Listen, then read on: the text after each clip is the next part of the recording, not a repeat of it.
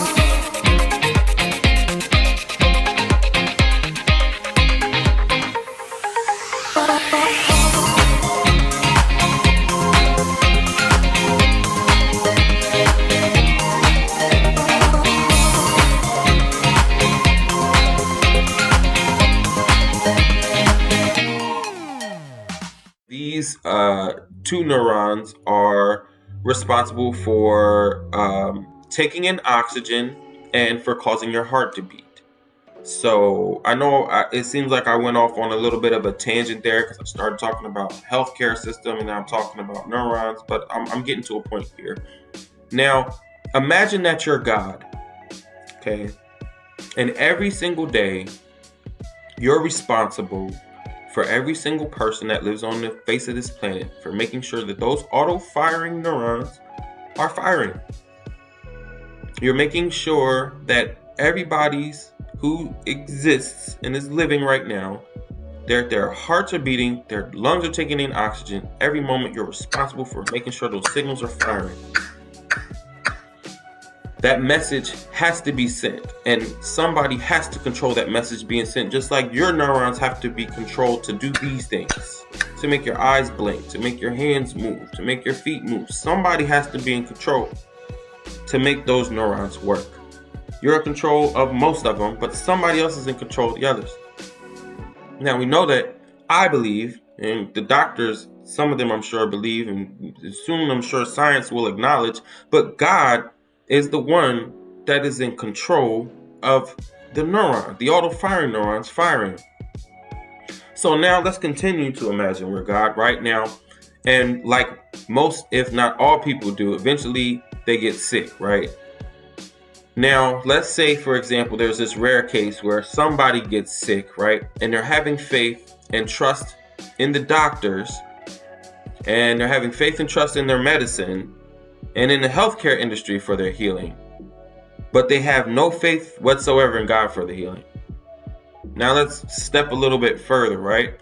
Now imagine that same person that isn't having faith in that has faith in the healthcare system, right?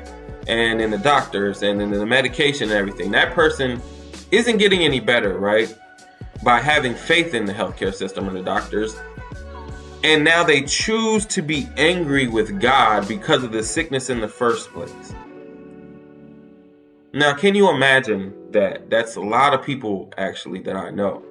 You know, they have some faith, if not very little faith in God whatsoever for anything. They have faith in their doctors for their medication and their healing, and they have faith in their job for their employment and for their the means to take care of their family, but they don't have any faith in God that makes all of it possible. They don't consider God for a second, or even a moment, what he thinks about how they're living their life and how they're using the resources that he's so effortlessly placed into their lives, but this is a trick. This line of thinking is a trick of the enemy. It's a tactic that the enemy uses to cause you to have doubt or to lose faith in God, but it's all just a lie. Just to be clear, I'm not saying that by having faith in God, that sickness won't happen, or that by having faith in God that, every single time you get sick, you're going to be delivered from that sickness, or you're going to be healed from whatever sickness is afflicting you. But I am saying that by having faith in God, he will bring you through whatever is happening, as long as you're in position to receive the blessing that he has for you. Now, we know to be in position, we have to have faith in God first. And we know that faith is the substance of things hoped for, and evidence of things not seen, according to Hebrews chapter 11, verse 1. So in having faith in God for our healing, we should pray knowing that we have already received what it is we asked for, despite what it looks like, despite what it feels like, and despite what other people say about that condition that you're in, or the situation that you find yourselves in. We will examine the lives of some influential people in the Bible that had the faith in God for healing. We also look at some people who were kind of greedy, as it turns out, with regards to God's blessings and with God's favor, and in turn, as a result, received God's wrath as a penalty. If you go to the book of 2 Chronicles, around about chapter 14, we begin to read about a great king named Asa. He was a king in Judah. According to the word, he did what was right in God's eyes. And whenever trouble would arise, or enemies would come to attack his land or his people, he would pray and trust in God for his deliverance. And not only that, for his deliverance, but for the deliverance of all the people. And as a result, he also led his people to do the same thing, so that the people of Judah would also turn to God and trust God to be delivered from every harm and from every trouble. And eventually, God gives them peace on all sides from all of their enemies. And, as, happens from time to time, we get comfortable. Some time passes and new enemies arise, probably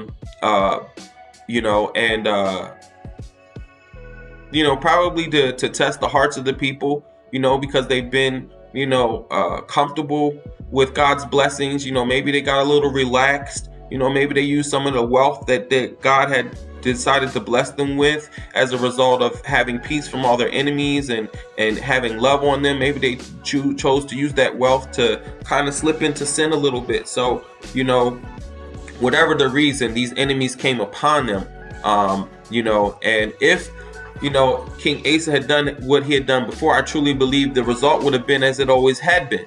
And if you read the account, God even sent a prophet, to the people before this great enemy came, and the prophet said to the people, if the Lord is if you are with the Lord is with you. But if you are not with the Lord will not be with you. And then this great army came. Right now, up until that time, they had done great, and the Lord sends them a prophet to give them a message and encourage them. Right. Then they get to stay in peace for a while, as I remember the story, and then sometime later they become tested again. But God allows, or an army rose up against them. But instead of doing what they were supposed to do and trusting in God like they had done so many times before, they went and took all of the treasure out of the Lord's temple. King Asa took all of the treasure out of the Lord's temple, took all of the treasure, his own treasure, and I think took treasure from the people and went out to the enemy, to the allies of his enemy, and said, hey, listen, I know that you've been paid a good sum to come up and attack me, but take this money and go away so that I can, defend myself. And that king took his money, but and the money that King Asa had given him. But as a result, that same prophet that the Lord had sent came and rebuked King Asa for what he had done, for not trusting in him and not putting his faith in him, and said that very same king would come back later and attack the land and take everything that that Asa hadn't already given him. So Asa was very angry with the messenger and put the messenger in jail. Can you imagine? You're already messed up by not choosing to trust in God. Then you turn and put his prophet in jail because God rebuked you for what you did. The right response would have been, you know what, you're right, God. I'm sorry. I'm sorry for what I did. You're right. I didn't trust in you. How can I make it right? What can I do to make it right? But that's not what Asa did. Instead,